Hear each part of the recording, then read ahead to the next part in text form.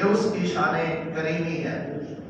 اور صحیح روایت کے اندر، صحیح حدیث پاک میں یہ حدیث پاک بھی موجود ہے کہ جب اللہ تبارک و تعالیٰ نیکوں کو ان کے نیکیوں کے بدلے دے کر، اس پر اجر اور ثواب دے کر پھر اپنی بارگاہ میں پیش کرے گا، اور اللہ تبارک و تعالیٰ ان اہل جنت کو جب فرشتوں کو حکم فرمائے گا کہ ان کو جنت کے اندر داخل کر دو، جب وہ داخل ہو جائیں گے جنت کے اندر، تو اللہ رب الجلال فرمائے گا اطعموا اولیائی، آج میرے بندوں کو کھانا کھلا دو۔ فَيُؤْتَى بِأَلْوَانِ الْأَطْعِمَةِ فَيَجِدُونَ لِكُلِّ نِعْمَةٍ لَذَّةً غَيْرَ مَا يَجِدُونَ لِلْأُخْرَى۔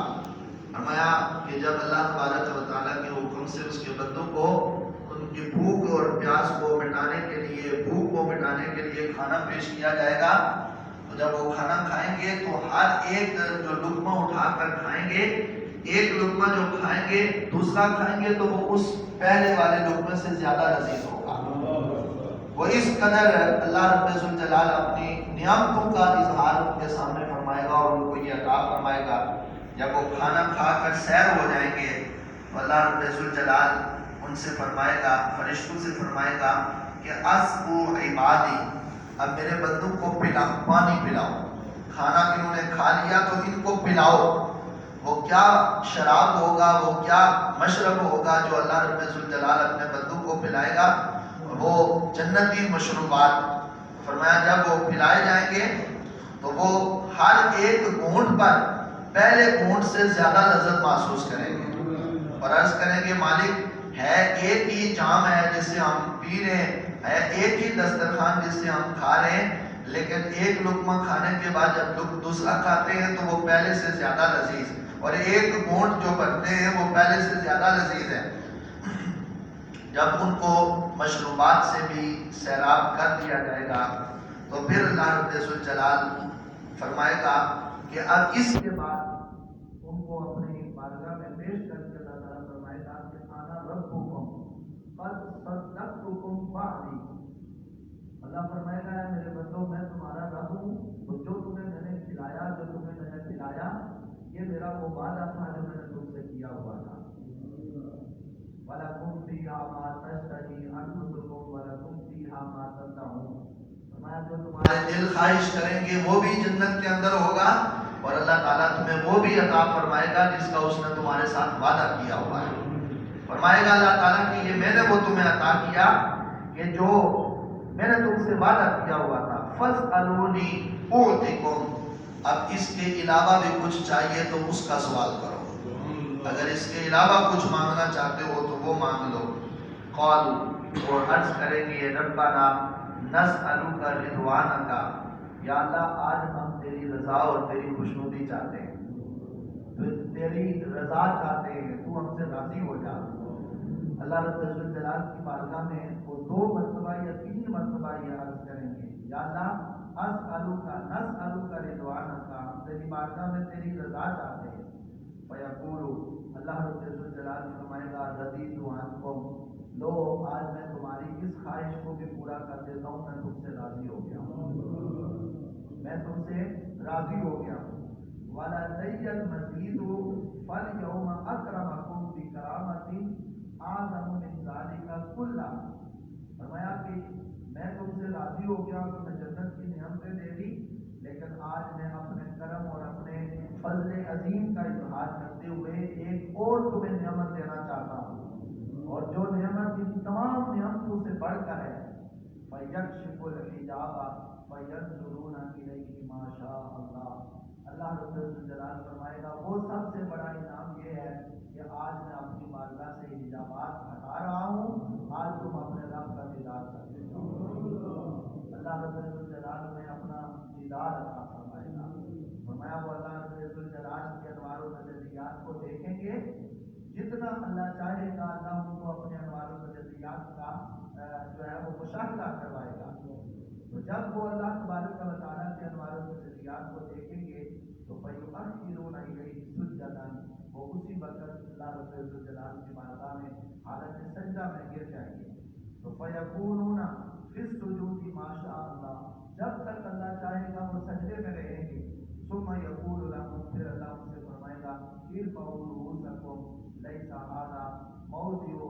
العالمین. اللہ رب الجلال فرمائے گا میرے بندو آج جو تم سجدے میں گر گئے ہو آج عبادت کا موقع نہیں ہے. آج اپنے سر اٹھاؤ اور میری بارگاہ میں کھڑے ہو جاؤ. آج عبادت نہیں ہے. آج عبادت کا وہ تو تمہیں دنیا کے اندر بھیج دیا تھا عبادت کے لیے. آج اپنے سر اٹھاؤ. فَيَنْسَوْنَ كُلَّ نِعْمَةٍ كَانُوا فِيهَا. اس سے پہلے انہوں نے جتنی نعمتیں اللہ رب الجلال کی طرف سے کھائی تھی پی تھی جنتی نعمتوں سے لطف اندوز ہوئے تھے وہ ساری کی ساری نعمتوں کو بھول جائیں گے. وَيَكُونَ النَّظْرُ إِلَيْهِ أَحَبُّ إِلَيْهِمْ مِنْ جَمِيعِ النِّعَمِ. وہ عرض کریں گے یا اللہ اب ہمیں وہ ساری کی ساری نعمتیں جو تم نے جنت کے اندر ہمیں عطا فرمائی ہمیں وہ نہیں چاہیے. صرف ایک ہی نعمت چاہیے کہ تو اپنا ہمیں دیدار کراتا جا. تو اپنے انوار تجلیات کا ظہور فرما اور ہم تجھے دیکھتے رہیں. اللہ اکبر. نبی کریم علیہ السلام نے فرمایا فَيَهَبُ رِيحٌ مِّن تَحْتِ الْعَرْشِ. پھر اللہ تبارک و تعالی اپنے عرش کی طرف سے ایک ہوا چلائے گا جو کہ ایسی مشک اور عنبر سے بھی زیادہ خوشبودار ہوا ہوگی کہ جب وہ ہوا پھیلے گی تو وہ لوگ ان کی جو پیشانیاں ہیں اور ان کے سر جو ہے وہ پہلے سے زیادہ روشن ہو جائیں گے اہل جنت کے. فَإِذَا رَجَعُوا إِلَىٰ أَهْلِهِمْ. پھر جب وہ اہل جنت اللہ رب الجلال کی طرف سے ملنے والی ان حوروں کی طرف اور اپنی ازواج کی طرف لوٹ کر آئیں گے تو یرون ازواجہم فی الحسن والہباء. وہ آ کر جب اپنے خیموں کے اندر داخل ہوں گے تو اللہ تبارک و تعالیٰ کی طرف سے دی ہوئی ان حوروں اور ان بیویوں کی طرف دیکھیں گے کہ وہ اتنی حسین و جمیل ہیں اور اتنی خوبصورت ہیں. جب وہ ان کی طرف دیکھیں گے تو آگے سے وہ ان کو یہ کہیں گی, ان کی ازواج ان کی بیویاں ان سے یہ کہیں گی قد رجعتم احسن مما کنتم. تم کہاں سے واپس آ رہے ہو کہ آج ہم دیکھ رہی ہیں کہ تمہارا حسن و جمال کئی گناہ جو ہے وہ بڑھ کر آج ظاہر ہو رہا ہے. یعنی جو اللہ تبارک و تعالیٰ کے انوار و تجلیات کی جو برسات ان پر ہوتی ہے اور جو اللہ رب الجلال کے انوار و تجلیات کا مشاہدہ وہ کر کے جائیں گے ان کا حسن و جمال پہلے سے کئی گنا زیادہ ہو جائے گا. یہ نعمتیں اللہ تبارک و تعالیٰ اپنے نیک اور اپنے برگزیدہ بندوں کو عطا فرماتا ہے.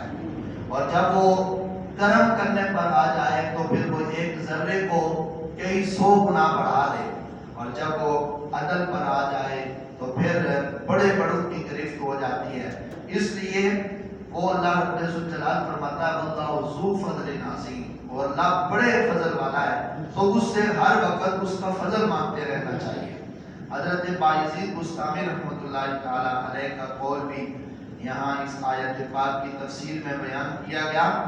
آپ فرماتے ہیں کہ یہ تو وہ لذات ہے نا کہ جو انسان کو اللہ تبارک و تعالی کی انوار و تجلیات کو دیکھ کر حاصل ہوں گی. یہ وہ لذات ہے. فرماتے ہیں یہ لذتیں تو اس دن جب اللہ تعالیٰ اپنا مشاہدہ کروائے گا اپنے انوار و تجلیات دکھائے گا تو اس وقت ملے گی. دنیا کے اندر فرماتے ہیں حلاوت المعرفت الالہیتی خیر من جنت الفردوس. فرمایا اگر دنیا کے اندر اللہ تبارک و تعالیٰ کسی بندے کو اپنی معرفت کی لذت عطا کر دینا تو وہ جنت الفردوس کی نعمتوں کو بھی بھول جائے. صرف دنیا کے اندر کسی بندے کو اگر اللہ تبارک و تعالیٰ اپنی معرفت کی حلاوت نصیب کر دے وَأَعْلَى عِلِّيِّينَ. فرمایا وہ اعلیٰ عِلِّيِّينَ کا جو سب سے اعلیٰ درجہ ہے فرمایا وہ اس درجے کو بھی بھول جائے جو اسے اللہ تبارک و تعالیٰ کی معرفت کے اندر حاصل ہوتا ہے. اور فرمایا میرے نزدیک حضرت بایزید بستامی فرماتے ہیں لو فتحوا لی الجنات الثمانی وَأَعْطُونِيَ الدُّنْيَا وَالْآخِرَةَ لَمْ يُقَابِلْ. فرمایا اگر اللہ تبارک و تعالیٰ کی طرف سے مجھے اگر 8 جنتیں بھی دے دی جائیں اور جو کچھ دنیا کے اندر اور آخرت کے اندر ہے وہ سارا کا سارا میرے سپرد کر دیا جائے. فرماتے ہیں مجھے 8 جنتوں میں اور دنیا و ما فیہا کی نعمتوں کے اندر وہ لذت نہیں آتی جو سحری کے وقت اللہ کی معرفت میں اٹھ کر آہو بکا کرتے ہوئے لذت محسوس ہوتی ہے. جو آہو زاری کرتے ہوئے گریہ زاری کرتے ہوئے تہجد کے وقت جب دنیا سو رہی ہو تو اس وقت اللہ کو یاد کر کے جو رونے میں لذت آتی ہے وہ جنت کی 8 جنتوں کے اندر بھی وہ لذت جو ہے وہ نہیں ہے۔ اور حضرت مالک بن دینار رحمۃ اللہ تعالی علیہ آپ فرماتے ہیں خرج الناس من الدنیا ولم یذوقوا اطیب الاشیاء، فرماتے ہیں لوگ دنیا سے جاتے جا رہے ہیں اور لوگ دنیا سے جاتے ہوئے سب سے پاکیزہ چیز سے محروم ہو کے جا رہے ہیں، سب سے پاکیزہ چیز سے۔ قیلا آپ سے عرض کیا گیا کہ وہ سب سے پاکیزہ اور سب سے اطیب چیز کیا ہے جس سے لوگ محروم ہو کر دنیا سے جاتے جا رہے ہیں؟ تو آپ نے فرمایا کہ معرفت اللہ تعالی، فرمایا وہ اللہ تبارک و تعالیٰ کی معرفت ہے اور اللہ رب الجلال کی پہچان ہے۔ اس پہچان میں جو لذت ہے اور جو اس کے اندر جو خوشبو ہے وہ خوشبو اللہ رب الجلال پہ ہر کسی کو عطا نہیں فرماتا، وہ اپنے خاص بندوں کو عطا فرماتا ہے۔ اس لیے اللہ تبارک و تعالیٰ سے اس کے فضل اور اس کے کرم کا سوال کرتے رہنا چاہیے۔ جب وہ اپنا کرم اور اپنا فضل فرمائے گا، اور یہ ساری مہربانیاں جو اس کی ہیں وہ ہر امت کے لیے ایسی مہربانیاں نہیں ہیں، یہ صرف اور صرف رسول اللہ صلی اللہ علیہ وسلم کی امت کے لیے ہیں۔ یہ حضور کی وجہ سے حضور کی امت پر کرم ہے۔ اگر سرکار مدینہ علیہ السلام کی ذات پاک نہ ہوتی تو ہمیں ان نعمتوں سے کبھی بھی لطف اندوز نہ کیا جاتا، یہ نعمتیں ہمیں نہ ملتی۔ رب ذوالجلال کا ہم صرف اسی بات پر ہی شکر نہیں ادا کر سکتے کہ اس نے ہمیں اپنے محبوب کی امت کے اندر پیدا کیا ہے، صرف اسی بات کا شکر نہیں ادا کر سکتے۔ اللہ رب ذوالجلال ہمیں قرآن و سنت کی سمجھ عطا فرمائے، اس پر عمل میں رہنے کی توفیق۔